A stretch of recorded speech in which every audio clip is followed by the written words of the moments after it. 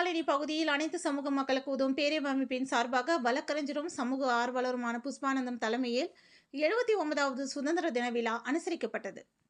Kovai Sivaji colony பகுதியில் அனைத்து சமூக மக்களுக்கு உதவும் பேரவை அமைப்பு செயல்பட்டு வருகிறது. இதன் நிறுவன தலைவராக வழக்கறிஞரும் சமூக ஆர்வலருமான புஷ்பானந்தம் இருந்து வருகின்றார். இவரது தலைமையில் இன்று 79வது சுதந்திர தின விழா கடைபிடிக்கப்பட்டது. இந்த நிகழ்ச்சியில் தேசிய கொடியேற்றப்பட்டு அனைவருக்கும் இனிப்புகள் வழங்கினார். தொடர்ந்து நாம் வசிக்கும் பகுதிகளை பசுமையாக வைத்துக் கொள்ள வேண்டும் எனவும் 79வது சுதந்திர தினத்தை நினைவு கூறும் வகையிலும் 79 மரக்கன்றுகள் இலவசமாக வழங்கப்பட்டது.